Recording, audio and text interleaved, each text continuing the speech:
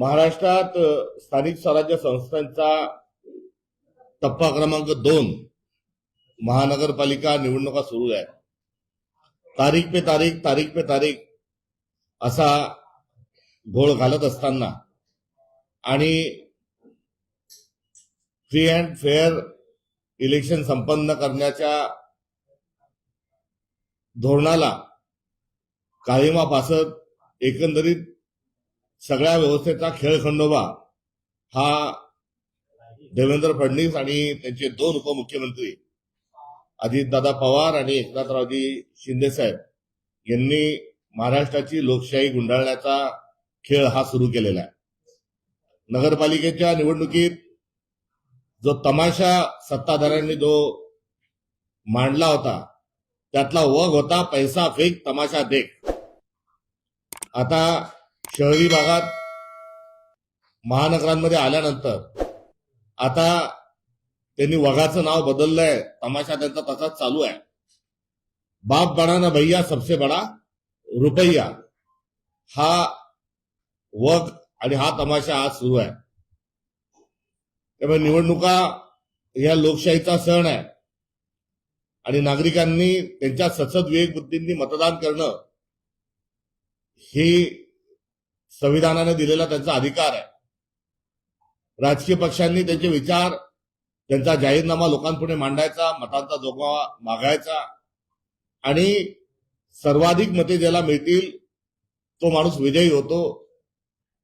आणि हातात हात घालून सर्व राजकीय पक्ष जरी असले तरी संस्कृती जोपासण्याचं काम हे झालं पाहिजे. हा एकंदरीत असणारा निवडणुकीमधला एक संस्कार आहे. राजकीय पक्षांकडून सदरची अपेक्षा देखील व्यक्त होत आहे. महाराष्ट्राला, भारताला निवडणुका काही नवीन नाहीत. पंडित जवाहरलालजी नेहरूंच्या काळातील निवडणुका, विरोधकांशी त्यांचे असणारे संबंध नवे तर सर्व विचारधारा ज्या आहेत त्या विचारधारा या जिवंत असल्या पाहिजे आणि लोकांनी सतत विवेक बुद्धीला त्यांच्या आवाज देऊन, हाक देऊन निवडणुका घेतल्या पाहिजे आणि सर्वांना लोकशाहीमध्ये स्पेस असली पाहिजे हे धोरण नेहरूजींनी ठरवलं. आणि त्याकरता त्यांच्या पहिल्या मंत्रिमंडळात 6 बिगर काँग्रेसी लोकांना त्यांनी मंत्री केलं की जे काँग्रेसचे नव्हते. आणि त्याच्या मागचा हेतू की विचाराची देखील विविधता असली पाहिजे आणि त्यातून चांगलं काय, समाजहिताचं काय हे लोक निवडतील आणि त्याकरिता राजकीय पक्ष प्रबोधन करतील. आता ही आपली असणारी मोठी परंपरा, संस्कृती ही गुंडाळून ठेवल्या जात आहे. तर दुसरीकडे गावगाडा जेव्हा आपण चालवतो तेव्हा गावगाडा चालत असताना केवळ राजकीय पक्ष म्हणून पुढे जाता येत नाही. सर्व स्थानिकांना सोबत घेऊन आणि स्थानिकांची मोठ बांधूनच पुढे जाणं आवश्यक असतं. हे पंचायत राजचं, स्थानिक स्वराज्य संस्थांचं स्वरूप याला देखील काळिमा फासत आहे आणि यांची जी भूक आहे, सत्तेची जी भूक आहे ही आता एका फार मोठ्या लोकशाही गिळंकृत करण्याच्या निर्णायक टप्प्यावर येऊन ठेपलेली आहे. आणि लोकशाहीला वाचवण्याच्या अनुषंगानं सर्व नागरिकांच्या सतत विवेक बुद्धीला आम्ही पुन्हा एकदा हाक देत आहोत. आणि नगरपालिकेच्या निवडणुकीमध्ये जो पैशांचा जो मोठ्या प्रमाणावर वापर झाला, मतदारांना पैसे दिले गेले, प्रलोभनं दिल्या गेले, त्याचाच कित्ता हा गिरवला जात आहे. महानगरपालिकेमध्ये आता अधिक बेशरम स्वरूपाचं एक चारित्र्य घेऊन भारतीय जनता पक्ष आणि त्यांचे मित्रपक्ष हे निवडणुकीला उतरले आहेत. घोडेबाजार नावाचा शब्द हा लोकशाही विरोधात वापरला जातो आणि निवडून आल्यानंतर घोडेबाजार मांडला असं म्हटलं जातं. मात्र यावेळेस घोडेबाजार जो आहे हा निवडून येण्याच्या आधीच हा घोडेबाजार जो आहे हा भारतीय जनता पक्षांनी आणि त्यांच्या मित्रपक्षांनी मांडलाय. एकंदरीत अनुपोज निवडून आणण्याच्या या सर्व त्यांच्या कारस्थानाचा आम्ही तीव्र शब्दामध्ये निषेध करतो.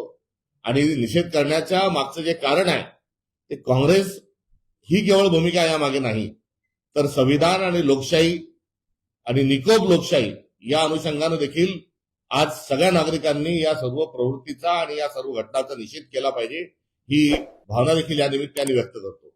अनुपोज हे आपोआप झालेला नाही. अनपोज कोणी माणूस लोकप्रिय म्हणून झालेला नाहीत. अनपोज करण्याकरता मोठ्या प्रमाणावर धाक दपट आणि पैशाचा मोठा खेळ झालाय. आणि हा सगळा खेळ असताना याचे मूक साक्षीदार हे निवडणूक आयोग याचा मूक साक्षीदार कुठेतरी बनलेला आहे. व्यवस्था ही देखील या सगळ्या गुंडागर्दीमध्ये ही सत्ताधाऱ्यांचा त्यांना सपोर्ट करताय, त्यांना पाठिंबा देत आहे, हे देखील या निमित्ताने स्पष्ट होत आहे. आणि वेळेच आपण सावध जर झालो नाही तर काळ आपल्याला माफ करणार नाही, ही देखील साथ आम्ही काँग्रेस पक्षाच्या वतीनं तमाम नागरिकांना या ठिकाणी घालू इच्छितो. आणि अनपोज जरी निवडणुका झाल्या असल्या तरी नोटाचा जो अधिकार आहे तो अबाधित आहे. त्यामुळे नोटाचा अधिकार हा अनपोज झालेल्या ठिकाणी जो निवडून आलाय हा सोडून हा जो ऑप्शन आहे तो दाबण्याच्या अनुषंगानं तिथे मशीन ठेवावी.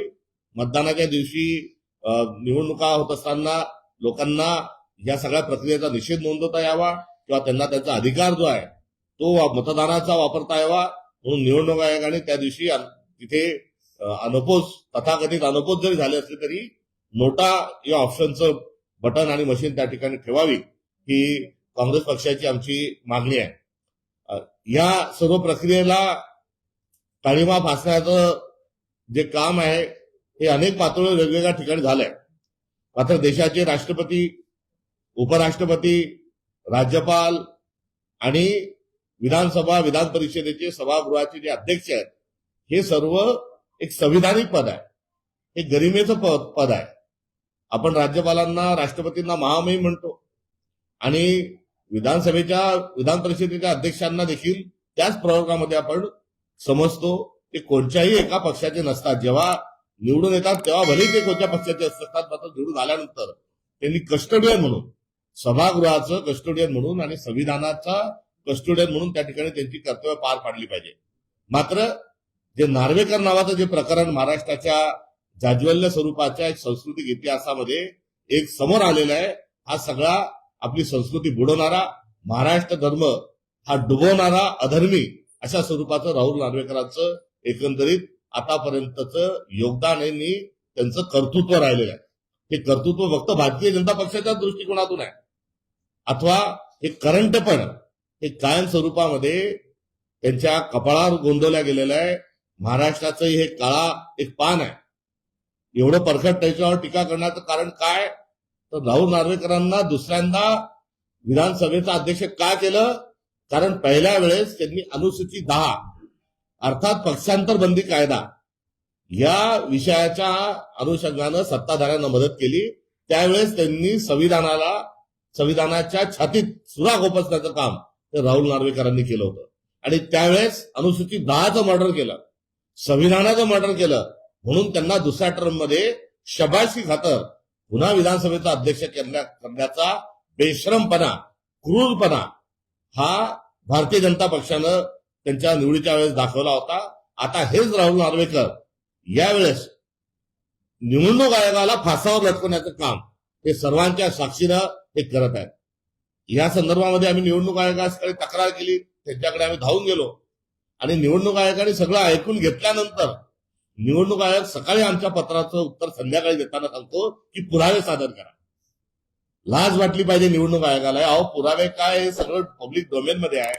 तुमचा निवडणूक निर्णय अधिकारी तिथे बसलेला आहे, तिथे प्रत्येक गोष्टीचं सीसीटीव्ही असतो, अर्ज देणाऱ्या माणसाचं रेकॉर्डिंग केलं जातं, सगळं व्हिडिओ शूटिंग असतं.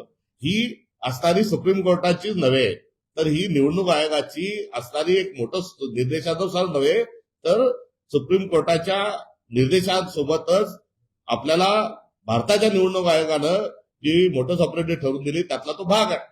आता ते फुटेज तुमच्या जवळ आहे. आम्ही आपल्याकडे तक्रार केलेली आहे, त्या तक्राराची आपण चौकशी करायला पाहिजे, ताबडतोब गुन्हे दाखल करायला पाहिजे.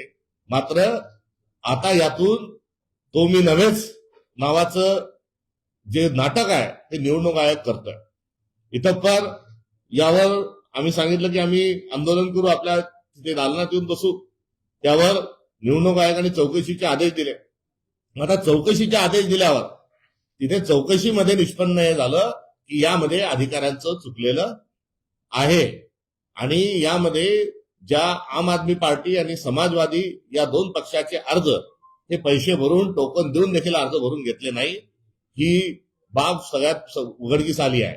आणि हे का भरून घेतले नाही तर तिथे दरवाजावर आणि त्या परिसरात दस्तूरखुद्द राहुल नार्वेकर विधानसभेचे अध्यक्ष हे त्या ठिकाणी थांबतात, तिथे दमदाटी करतात, प्रशासनावर दबाव आणतात, लोकांना आत जाऊ देत नाही, अशा स्वरूपाच्या तक्रारी आणि अशा प्रकारची परिस्थिती आहे. दुपारी 4 वाजेनंतर तर सिटी पुढे हे गायब केलं जातं. आणि विधानसभेचे अध्यक्ष एवढं सन्मानाचं पद, एखादा चौकातला टपोरी पोरगा जसा वागतो, एखादा मौवाली जशी दमदाटी करतो, तशी मौवाल्यासारखी टपोऱ्यासारखी दमदाटी राहुल नार्वेकर हे करताना आढळून आलेले आहेत. कोणाला पोलीस मारतील सांगतात, त्यांचे हातवारे बघा, त्यांची देहबोली बघा. काय आपल्या विधानसभेचा महाराष्ट्राचा अध्यक्ष इतका चीफ स्वरूपामध्ये त्यांचं वर्तन आहे. चीफ मिनिस्टर अजून किती चीफ लोकांना तुम्ही प्रमोट करणार, हाही प्रश्न या निमित्ताने या ठिकाणी उपस्थित होत आहे. राहुल नार्वेकरांच्या कार्यालयात 70 कर्मचारी आहेत आणि चुनचुनके त्यांनी याची निवड केलेली आहे. आम्ही माहिती मागत आहोत की त्यातले आपण अधिकृत किती आहे आणि यामध्ये जे भ्रष्ट कारभार करण्याकरता महाराष्ट्रभर प्रसिद्ध आहे. कोणाचा सिडकोचे प्लॉट घेऊन करण्याचा धंदा आहे, कोणाचा एमआयडीसीचे प्लॉट करण्याचा धंदा आहे, कोणी बिल्डरशिप मध्ये आहे, कोणी ब्लॅकमेलर आहे. असे सगळे जे गुंड जे आहेत, असे जे भ्रष्ट अधिकारी जे आहेत, यांना एकत्रित विधानसभेमध्ये करून त्या ठिकाणी विधानसभे अध्यक्ष म्हणून नव्हे तर एक आका म्हणून वावरण्याचं एक पाप हे राहुल नार्वेकरांकडून होत आहे. आणि जर आता अधिकाऱ्याची कृती अयोग्य अशा स्वरूपाचा शेरा असणारा जर अहवाल प्राप्त झालेला आहे तर निवडणूक आयोग मुख गिळून गप्प का? आणि असा अहवाल आल्यानंतरही त्या अहवालामधली जी एक ओळ आहे ती पोटगेपणा ज्याला म्हणतात, थिक स्किन ज्याला म्हणतात, गेंड्याची कातडी ज्याला म्हणतात, बेशरम ज्याला म्हणतात, त्याचा उल्लेख या अहवालामध्ये अहवालात सांगितलंय की निवडणूक निर्णय अधिकाऱ्यांची ही कृती कायद्यानुसार उचित असली तरी प्रशासकीय आणि व्यावहारिक दृष्ट्या योग्य नसल्याचा ठपका अहवालात ठेवलेला आहे. हे कोणते शब्द आणले? कायदेशीररित्या योग्य आणि प्रशासकीय दृष्टिकोनातून अयोग्य.